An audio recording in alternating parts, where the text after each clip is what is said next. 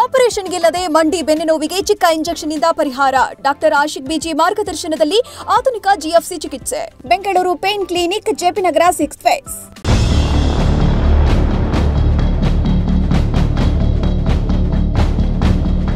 ಸ್ನೇಹಿತರೆ, ಚರಿತ್ರೆ ಮತ್ತೊಂದು ವಿಡಿಯೋಗೆ ನಿಮಗೆಲ್ಲ ಪ್ರೀತಿಯ ಸ್ವಾಗತ. ಸುಂಕಾಸುರ ಟ್ರಂಪ್ ತನ್ನ ಬೆನ್ನ ಹಿಂದೆ ಇದ್ದಾನೆ ಅನ್ನೋದು ಗೊತ್ತಾಗುತ್ತಿದ್ದಂತೆ ಪಾಕಿಸ್ತಾನದ ಕದರೇ ಬದಲಾಗಿ ಬಿಟ್ಟಿದೆ. ಆಪರೇಷನ್ ಸಿಂಧೂರಕ್ಕೆ ಪತರುಗುಟ್ಟಿದ್ದ ಪಾಕಿಸ್ತಾನ ಈಗ ಜಟ್ಟಿವಿದ್ರೂ ಮೀಸೆ ಮಣ್ಣಾಗಿಲ್ಲ ಅನ್ನುವ ರೀತಿ ವರ್ತನೆ ಮಾಡ್ತಾ ಇದೆ. ಪಾಕಿಸ್ತಾನಕ್ಕೆ ಎಷ್ಟರ ಮಟ್ಟಿಗೆ ಅಹಂಕಾರ ಬಂದಿದೆ ಅಂದ್ರೆ, ಪಾಕಿಸ್ತಾನದಲ್ಲಿರುವ ಭಾರತದ ರಾಯಭಾರಿ ಕಚೇರಿಗೆ ಗ್ಯಾಸ್ ಮತ್ತು ವಾಟರ್ ಸಪ್ಲೈಯನ್ನೇ ನಿಲ್ಲಿಸಿಬಿಟ್ಟಿದೆ. ಇಸ್ಲಾಮಾಬಾದ್ನಲ್ಲಿರುವ ಭಾರತದ ಕಚೇರಿಗೆ ಏನೆಲ್ಲ ತೊಂದರೆ ಕೊಡಬಹುದೋ ಅದೆಲ್ಲವನ್ನ ಪಾಕಿಸ್ತಾನ ಕೊಡ್ತಾ ಇದೆ. ಮೂಲಭೂತ ಸೌಕರ್ಯಗಳನ್ನ ಸಿಗದಂತೆ ಮಾಡಿ ಪಾಕಿಸ್ತಾನ ಏನ್ ಸಾಧಿಸೋದಕ್ಕೊರಟಿದೆಯೋ ಗೊತ್ತಿಲ್ಲ. ಈ ವಿಚಾರವನ್ನೆಲ್ಲ ಇಟ್ಕೊಂಡು ಭಾರತವನ್ನ ಮಾತುಕತೆಗೆ ಕರೆಯಬಹುದು ಅಂತ ಪಾಕಿಸ್ತಾನ ಅಂದುಕೊಂಡಿದ್ಯೋ ಗೊತ್ತಿಲ್ಲ. ಮನಸ್ಸು ಮಾಡಿದ್ರೆ ಇಸ್ಲಾಮಾಬಾದನ್ನೇ ಉಡಾಯಿಸಿ ಬಿಡುವ ತಾಕತ್ತು ಭಾರತಕ್ಕಿದೆ. ಆದರೂ ಪಾಕಿಸ್ತಾನ ತನ್ನ ಗಾಂಚಾಲಿ ಬುದ್ಧಿ ತೋರಿಸ್ತಾ ಇದೆ. ಹೀಗೆ ಒಂದು ಕಡೆ ಭಾರತದ ರಾಜತಾಂತ್ರಿಕರಿಗೆ ಗ್ಯಾಸ್ ಮತ್ತು ನೀರಿನ ಸಪ್ಲೈ ನಿಲ್ಲಿಸಿರುವ ಪಾಕಿಸ್ತಾನ ಮತ್ತೊಂದು ಕಡೆ ಸಿಂಧೂ ನದಿ ನೀರಿಗಾಗಿ ಬೇಡಿಕೆ ಇಟ್ಟಿದೆ. ರಾಜತಾಂತ್ರಿಕರಿಗೆ ನೀರಿನ ಸಪ್ಲೈ ನಿಲ್ಲಿಸಿದ್ರೆ ಸಿಂಧೂ ನದಿ ನೀರನ್ನ ಭಾರತ ಬಿಡುತ್ತೆ ಅಂತ ಪಾಕಿಸ್ತಾನ ಅಂದುಕೊಂಡಿರಬೇಕು. ಅಷ್ಟಕ್ಕೂ ಏನಿದು ಪಾಕಿಸ್ತಾನದ ಗಾಂಚಾಲಿ ಬುದ್ಧಿ? ಪಾಕಿಸ್ತಾನ ಭಾರತದ ರಾಯಭಾರಿ ಕಚೇರಿಗೆ ಗ್ಯಾಸ್ ಹಾಗೂ ನೀರಿನ ಸಪ್ಲೈ ನಿಲ್ಲಿಸಿದ್ದು ಯಾಕೆ? ಭಾರತ ಇದಕ್ಕೆ ಯಾವ ರೀತಿಯ ಉತ್ತರ ಕೊಡ್ತಾ ಇದೆ? ಎಲ್ಲವನ್ನ ಡೀಟೇಲ್ ಆಗಿ ತೋರಿಸ್ತೀವಿ ನೋಡಿ.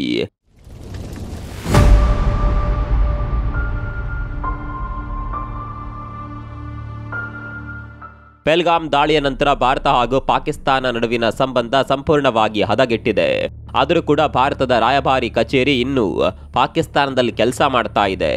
ಭಾರತ ಹಾಗೂ ಪಾಕಿಸ್ತಾನ ಕಾಮನ್ವೆಲ್ತ್ ದೇಶಗಳಾಗಿರೋದ್ರಿಂದ ರಾಯಭಾರಿ ಕಚೇರಿಗಳನ್ನು ಹೈಕಮಿಷನ್ ಕಚೇರಿ ಅಂತ ಕರೀತಾರೆ. ಪಾಕಿಸ್ತಾನದ ಹೈಕಮಿಷನ್ ಕಚೇರಿಯಲ್ಲಿ ರಾಯಭಾರಿಗಳು ಇರ್ತಾರೆ. ಈಗಲೂ ಭಾರತದ ರಾಯಭಾರಿ ಅಧಿಕಾರಿಗಳು ಅಲ್ಲಿದ್ದಾರೆ. ಈ ಅಧಿಕಾರಿಗಳಿಗೆ ಪಾಕಿಸ್ತಾನ ತೊಂದರೆ ಕೊಡ್ತಾ ಇದೆ. ಯಾವ ರೀತಿಯ ತೊಂದರೆ ಅನ್ನೋದನ್ನ ನಾವು ಮೊದಲೇ ಹೇಳಿದ್ದೇವೆ. ಗ್ಯಾಸ್ ಸಪ್ಲೈ ನಿಲ್ಲಿಸೋದು, ಸರಿಯಾಗಿ ನೀರಿನ ಸಪ್ಲೈ ಮಾಡದೇ ಇರೋದು. ಕೇವಲ ಆಫೀಸ್ಗೆ ಮಾತ್ರವಲ್ಲ, ಭಾರತದ ಅಧಿಕಾರಿಗಳು ವಾಸ ಮಾಡುವ ಮನೆಗಳಿಗೂ ಕೂಡ ಪಾಕಿಸ್ತಾನ ತೊಂದರೆ ಕೊಡ್ತಾ ಇದೆ. ಸರಿಯಾದ ವ್ಯವಸ್ಥೆಗಳನ್ನ ಮಾಡ್ತಾ ಇಲ್ಲ. ಎಲ್ಲಿವರೆಗೆ ಅಂದ್ರೆ ನ್ಯೂಸ್ ಪೇಪರ್ಗಳನ್ನ ಕೂಡ ಭಾರತದ ಕಚೇರಿಗೆ ಬರದಂತೆ ನೋಡ್ತಾ ಇದ್ದಾರಂತೆ. ಸುಮ್ಮನೆ ಯೋಚನೆ ಮಾಡಿ, ಯಾವುದೋ ದೇಶದಲ್ಲಿದ್ದೇವೆ, ಅಲ್ಲಿ ಇದ್ದಕ್ಕಿದ್ದ ಹಾಗೆ ನಮಗೆ ಬೇಕಾದ ಬೇಸಿಕ್ ವ್ಯವಸ್ಥೆಗಳೇ ಸರಿಯಾಗಿ ಇಲ್ಲ ಅಂದಾಗ ಪರಿಸ್ಥಿತಿ ಹೇಗಿರಬಹುದು? ಅದು ಕೂಡ ನಮ್ಮ ಅಧಿಕಾರಿಗಳು ಶತ್ರು ದೇಶ ಪಾಕಿಸ್ತಾನದಲ್ಲಿದ್ದಾರೆ. ಗ್ಯಾಸ್ ಬರೋದು ಪೈಪ್ ಲೈನ್ ಮೂಲಕ. ಪೈಪ್ ಲೈನ್ ನಲ್ಲಿ ಸಮಸ್ಯೆಯಾಗಿ ಈ ರೀತಿಯಾದ್ರೆ ಸಮಸ್ಯೆಯನ್ನ ಸರಿ ಮಾಡಬಹುದು. ಆದರೆ ಬೇಕು ಅಂತಾಲೆ ಸಮಸ್ಯೆ ಕ್ರಿಯೇಟ್ ಮಾಡಿದ್ರೆ ಹೇಗೆ ಹೇಳಿ? ಗಟ್ಟಿ ನಿದ್ದೆಯಲ್ಲಿ ಇರುವವರನ್ನ ಬೇಕಾದರೂ ಎಬ್ಬಿಸಬಹುದು, ಆದರೆ ನಿದ್ದೆ ಮಾಡುವ ರೀತಿ ನಾಟಕ ಮಾಡುವವರನ್ನ ಎಬ್ಬಿಸೋದಕ್ಕೆ ಸಾಧ್ಯವಿಲ್ಲ ಅನ್ನುವ ಮಾತಿನ ರೀತಿ ಪಾಕಿಸ್ತಾನ ಇಲ್ಲಿ ಬೇಕು ಅಂತಾಲೆ ಸಮಸ್ಯೆಗಳನ್ನ ಕ್ರಿಯೇಟ್ ಮಾಡ್ತಾ ಇದೆ. ಪಾಕಿಸ್ತಾನ ಯಾವ ಮಟ್ಟಿಗೆ ತೊಂದರೆ ಕೊಡ್ತಾ ಇದೆ ಅಂದ್ರೆ, ಗ್ಯಾಸ್ ಪೈಪ್ಲೈನ್ ಮೂಲಕ ಬರೋದಂತೂ ಬರ್ತಾ ಇಲ್ಲ. ಗ್ಯಾಸ್ ಸಿಲಿಂಡರ್ ಅನ್ನ ತರೋಣ ಅಂದ್ರೂ ಕೂಡ ಭಾರತದ ಅಧಿಕಾರಿಗಳಿಗೆ ಎಲ್ಲೂ ಸಿಲಿಂಡರ್ ಸಿಗದಂತೆ ಪಾಕಿಸ್ತಾನ ಕುತಂತ್ರ ಮಾಡಿದ್ಯಂತೆ. ಸ್ನೇಹಿತರೆ, ನಿಮಗೆ ಗೊತ್ತಿರಲಿ, ರಾಜತಾಂತ್ರಿಕರ ವಿಚಾರದಲ್ಲಿ ಅಂತಾರಾಷ್ಟ್ರೀಯ ಮಟ್ಟದಲ್ಲಿ ಹಲವು ಒಪ್ಪಂದಗಳಿದೆ. ಈ ರೀತಿ ಯಾವುದೇ ದೇಶದ ರಾಯಭಾರಿಗಳಿಗೆ ತೊಂದರೆ ಕೊಡುವ ಹಾಗಿಲ್ಲ. ಪಾಕಿಸ್ತಾನದಲ್ಲಿರುವ ಭಾರತದ ರಾಯಭಾರಿಗಳ ಸಂಪೂರ್ಣ ಸುರಕ್ಷತೆ ಪಾಕಿಸ್ತಾನದ ಕರ್ತವ್ಯ. ಅವ್ರಿಗೆ ತೊಂದರೆ ಆಗದಂತೆ ಪಾಕಿಸ್ತಾನ ನೋಡ್ಕೊಳ್ಬೇಕು. ಮೂಲಭೂತ ಸೌಕರ್ಯಗಳನ್ನಂತೂ ಕೊಡಲೇಬೇಕು. ಆದರೆ ಪಾಕಿಸ್ತಾನ ಮಾತ್ರ ಭಾರತದ ಅಧಿಕಾರಿಗಳಿಗೆ ತೊಂದರೆ ಕೊಟ್ಟು ನಾಟಕ ಮಾಡ್ತಾ ಇದೆ. ಅಲ್ಲಿ ಆಗ್ತಾ ಇರುವ ಸಮಸ್ಯೆಗೂ ನಮಗೂ ಯಾವುದೇ ರೀತಿಯ ಸಂಬಂಧ ಇಲ್ಲ ಅನ್ನುವ ರೀತಿಯಲ್ಲಿ ವರ್ತನೆ ಮಾಡ್ತಾ ಇದೆ. ಪಾಕಿಸ್ತಾನ ಈ ರೀತಿಯ ಮಕ್ಕಳಾಟ ಮಾಡ್ತಾ ಇರೋದಕ್ಕೆ ಕಾರಣ ಸಿಂಧೂ ನದಿಯ ನೀರಿಗೆ ಭಾರತ ಬ್ರೇಕ್ ಹಾಕಿರೋದು. ಸ್ನೇಹಿತರೆ, ನಿಮಗೆಲ್ಲ ಗೊತ್ತಿರಬಹುದು, ಪೆಹಲ್ಗಾಮ್ ದಾಳಿಯಾದ ನಂತರ ಭಾರತ ಪಾಕಿಸ್ತಾನಕ್ಕೆ ಹರಿಯುತ್ತಿದ್ದ ಸಿಂಧೂ ನದಿ ನೀರನ್ನ ನಿಲ್ಲಿಸುತ್ತೆ. ಈ ಮೂಲಕ ಭಾರತ ಸೈಲೆಂಟ್ ಆಗಿಯೇ ಜಲಯುದ್ಧ ಸಾರಿಬಿಡುತ್ತೆ. ಭಾರತದ ಈ ನಿರ್ಧಾರದಿಂದ ಪಾಕಿಸ್ತಾನದ ಮೇಲೆ ಸರಿಯಾಗಿಯೇ ಪರಿಣಾಮ ಬೀರೋದಕ್ಕೆ ಶುರುವಾಗಿದೆ. ಒಂದು ವೇಳೆ ಭಾರತ ಇದನ್ನೇ ಕಂಟಿನ್ಯೂ ಮಾಡಿ ಪರ್ಮನೆಂಟ್ ಆಗಿ ಸಿಂಧೂ ನದಿಯ ನೀರನ್ನ ನಿಲ್ಲಿಸಿಬಿಟ್ರೆ ಮುಂದೇನ್ ಗತಿ ಅಂತ ಪಾಕಿಸ್ತಾನ ಒಳಗೊಳಗೆ ಭಯ ಪಟ್ಕೊಳ್ತಾ ಇದೆ. ಹೇಗಾದರೂ ಮಾಡಿ ಭಾರತವನ್ನ ಈ ನಿರ್ಧಾರದಿಂದ ಹಿಂದೆ ಸರಿಯುವಂತೆ ಮಾಡಬೇಕು ಅನ್ನುವ ಕಾರಣಕ್ಕಾಗಿ ಪಾಕಿಸ್ತಾನ ಈ ರೀತಿಯ ನಾಟಕವನ್ನ ಮಾಡ್ತಾ ಇದೆ.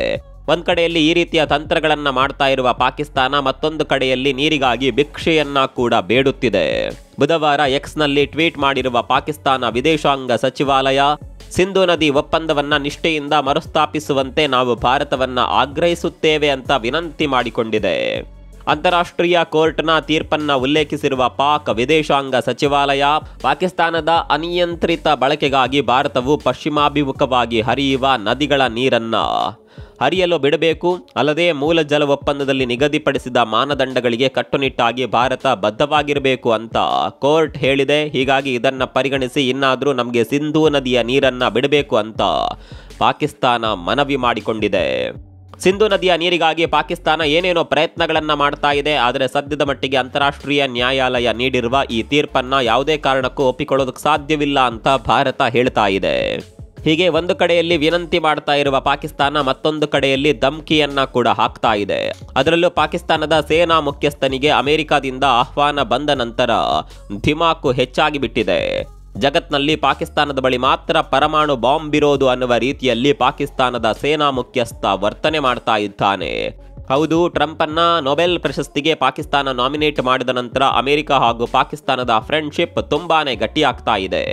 ಇದಕ್ಕೆ ಸಾಕ್ಷಿ ಅನ್ನುವ ಹಾಗೆ ಪಾಕಿಸ್ತಾನದ ಸೇನಾ ಮುಖ್ಯಸ್ಥನಿಗೆ ಅಮೆರಿಕ 2ನೇ ಬಾರಿ ಬುಲಾವ್ ಕೊಟ್ಟಿತ್ತು. ಹೀಗೆ ಅಮೆರಿಕಕ್ಕೆ ಹೋಗಿದ್ದ ಪಾಕ್ ಸೇನಾ ಮುಖ್ಯಸ್ಥ ಆಸಿಮ್ ಮುನೀರ್ ಫ್ಲೋರಿಡಾದ ಟ್ಯಾಂಪಾದಲ್ಲಿ ಪಾಕಿಸ್ತಾನಿಯ ವಲಸಿಗರನ್ನ ಉದ್ದೇಶಿಸಿ ಮಾತನಾಡಿದ್ರು.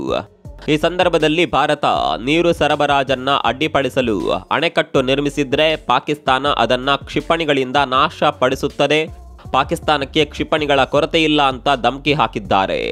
ಈ ಆಸಿಮ್ ಅದೆಷ್ಟು ಅಹಂಕಾರದಿಂದ ಮಾತನಾಡಿದ್ದಾನೆ ಅಂದ್ರೆ, ಮುಂದೆ ಏನಾದರೂ ಯುದ್ಧ ಆದರೆ ಅದು ಗಡಿಯಲ್ಲಿ ನಡೆಯೋದಿಲ್ಲ, ಬದಲಾಗಿ ಭಾರತದ ಒಳಗೆಯೇ ನಡೆಯುತ್ತೆ. ನಾವು ಪರಮಾಣು ಬಾಂಬ್ನಿಂದ ದಾಳಿ ಮಾಡೋದಕ್ಕೆ ಕೂಡ ಹಿಂದೆ ಮುಂದೆ ನೋಡೋದಿಲ್ಲ. ಒಂದು ವೇಳೆ ನಾವು ಪರಮಾಣು ಬಾಂಬ್ನಿಂದ ದಾಳಿ ಮಾಡಿದ್ರೆ ಅರ್ಧ ಜಗತ್ತೇ ನಾಶವಾಗುತ್ತೆ ಅಂತ ಮುನೀರ್ ಆರ್ಭಟ ಮಾಡಿದ್ದಾನೆ. ಅಲ್ಲಿಗೆ ಮುನೀರ್ ಧಮ್ಕಿ ಹಾಕಿದ್ದು ಕೇವಲ ಭಾರತಕ್ಕೆ ಮಾತ್ರವಲ್ಲ, ಇಡೀ ಜಗತ್ತಿಗೆ ಅನ್ನೋದು ಈಗ ಎಲ್ರಿಗೂ ಗೊತ್ತಾಗಿರುವ ಸತ್ಯ. ಇದು ಪಾಕಿಸ್ತಾನದ ಸೇನಾ ಮುಖ್ಯಸ್ಥನ ಧಮ್ಕಿ ಆದರೆ ಅತ್ತ ಪಾಕಿಸ್ತಾನದ ಪ್ರಧಾನಿ ಮತ್ತೊಂದು ರೀತಿ ಬೊಬ್ಬೆ ಹೊಡಿತಾ ಇದ್ದಾನೆ. ಹೌದು, ಪಾಕಿಸ್ತಾನದ ಒಂದು ಹನಿ ನೀರನ್ನ ಕೂಡ ಕಸಿದುಕೊಳ್ಳಲು ಭಾರತಕ್ಕೆ ಅವಕಾಶ ನೀಡೋದಿಲ್ಲ. ಒಂದು ವೇಳೆ ಪಾಕಿಸ್ತಾನದ ನೀರನ್ನ ಭಾರತ ಕಸಿದುಕೊಂಡು ಬಿಟ್ರೆ ಭಾರತಕ್ಕೆ ತಕ್ಕ ಪಾಠ ಕಲಿಸುತ್ತೇವೆ ಅಂತ ಪಾಕ್ ಪ್ರಧಾನಿ ಬೆದರಿಕೆ ಹಾಕಿದ್ದಾರೆ. ಹೀಗೆ ಒಬ್ಬರಾದ ನಂತರ ಒಬ್ಬರು ಭಾರತಕ್ಕೆ ಧಮ್ಕಿ ಹಾಕ್ತಾ ಇದ್ದಾರೆ. ಒಂದು ಕಡೆಯಲ್ಲಿ ಧಮ್ಕಿ, ಮತ್ತೊಂದು ಕಡೆಯಲ್ಲಿ ಮನವಿ, ಇನ್ನೊಂದು ಕಡೆಯಲ್ಲಿ ಭಿಕ್ಷೆ. ಇಷ್ಟೆಲ್ಲ ಮಾಡ್ತಾ ಇರುವ ಪಾಕಿಸ್ತಾನ ಭಾರತದ ಅಧಿಕಾರಿಗಳಿಗೆ ಕೂಡ ತೊಂದರೆ ಕೊಡ್ತಾ ಇದೆ. ಭಾರತ ಇದನ್ನೆಲ್ಲ ನೋಡಿಕೊಂಡು ಸುಮ್ಮನೆ ಇದೆ ಅಂತ ಅಂದುಕೊಳ್ಬೇಡಿ. ಇದಕ್ಕೆ ಯಾವ ರೀತಿಯ ಉತ್ತರ ಕೊಡಬೇಕು ಅನ್ನೋದು ಭಾರತಕ್ಕೆ ಚೆನ್ನಾಗಿಯೇ ಗೊತ್ತಿದೆ. ಸಮಯ ಸಂದರ್ಭ ಬಂದಾಗ ಭಾರತ ಬಡ್ಡಿ ಸಮೇತ ವಾಪಸ್ ಕೊಟ್ಟೇ ಕೊಡುತ್ತೆ. ಅಮೆರಿಕ ತನ್ನ ಬೆನ್ನ ಹಿಂದೆ ಇದೆ ಅನ್ನುವ ಒಂದೇ ಒಂದು ಕಾರಣಕ್ಕಾಗಿ ಪಾಕಿಸ್ತಾನಕ್ಕೆ ಇಷ್ಟೆಲ್ಲ ಕೊಬ್ಬು ಬಂದಿದೆ. ಆದರೆ ಅಮೆರಿಕದ ನಿಜವಾದ ಬುದ್ಧಿ ಬಗ್ಗೆ ಪಾಕಿಸ್ತಾನಕ್ಕೆ ಸರಿಯಾಗಿ ಗೊತ್ತಿಲ್ಲ. ಸ್ನೇಹಿತ ಅಂತ ಕರೆಸಿಕೊಳ್ಳುವ ದೇಶವನ್ನೇ ಅದು ಬಿಡೋದಿಲ್ಲ. ಅದು ಬಿಟ್ಟು ಇಂತಹ ಕೈಲಾಗದ ದೇಶದ ಜೊತೆ ಎಷ್ಟು ದಿನ ಅಂತ ಇರುತ್ತೆ ಬಿಡಿ. ಸ್ನೇಹಿತರೆ, ಇಲ್ಲಿ ಮತ್ತೊಂದು ವಿಚಾರ ನಿಮಗೆ ಗೊತ್ತಿರಬೇಕು. ಪಾಕಿಸ್ತಾನ ಸಿಂಧೂ ನದಿಯ ವಿಚಾರವನ್ನ ಅಷ್ಟೊಂದು ಸೀರಿಯಸ್ ಆಗಿ ತೆಗೆದುಕೊಳ್ಳೋದಕ್ಕೆ ಒಂದು ಕಾರಣ ಇದೆ. ಜಮ್ಮು ಮತ್ತು ಕಾಶ್ಮೀರದ ಸಿಂಧೂ ಗ್ರಾಮದ ಬಳಿ ಇರುವ ಚೇನಾಬ್ ನದಿಯಲ್ಲಿ ನಿರ್ಮಿಸಲಾಗುವ ರಾಷ್ಟ್ರೀಯ ಜಲವಿದ್ಯುತ್ ಯೋಜನೆಗೆ ಭಾರತ ಟೆಂಡರ್ ಪ್ರಕ್ರಿಯೆಯನ್ನ ಆರಂಭಿಸಿದೆ. ಈ ಯೋಜನೆಯಿಂದ ಭಾರತ ನೀರನ್ನ ಸಂಪೂರ್ಣವಾಗಿ ನಿಲ್ಲಿಸಬಹುದು. ಇದೇ ಭಯ ಪಾಕಿಸ್ತಾನವನ್ನ ಕಾಡ್ತಾ ಇರೋದು. ಹೀಗಾಗಿ ಧಮ್ಕಿ ಹಾಕಿ ಈ ಯೋಜನೆಯನ್ನ ನಿಲ್ಲಿಸಬಹುದು ಅನ್ನೋದು ಪಾಕಿಸ್ತಾನದ ಪ್ಲಾನ್. ಆದರೆ ಭಾರತ ಸುಂಕಾಸುರನ ಧಮ್ಕಿಗೆ ಕೇರ್ ಮಾಡಿಲ್ಲ. ಇನ್ನು ಪಾಕಿಸ್ತಾನದ ಈ ಧಮ್ಕಿ ಭಾರತಕ್ಕೆ ಯಾವ ಲೆಕ್ಕ ಹೇಳಿ? ಪಾಕಿಸ್ತಾನದ ಈ ವರ್ತನೆಗಳ ಬಗ್ಗೆ ನಿಮ್ಗೆ ಏನನ್ಸುತ್ತೆ? ಕಾಮೆಂಟ್ ಮಾಡಿ.